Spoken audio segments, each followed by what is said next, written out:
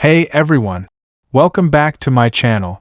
The creator explains the goal of the video is to show how to download and install Steam on a PC or laptop. So let's get started. You begin by opening a browser and typing Steam into the search bar to find the website. Navigate to the official Steam website, store.steampowered.com, using any browser, and click Install Steam in the top right corner.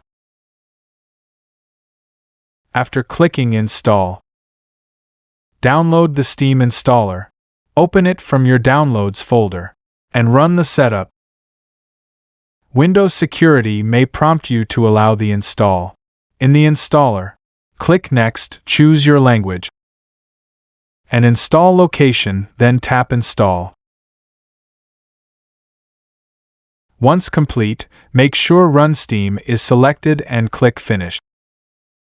Steam will automatically update itself after installation. Wait for it to finish. Ends by asking viewers to like and subscribe if the tutorial was helpful.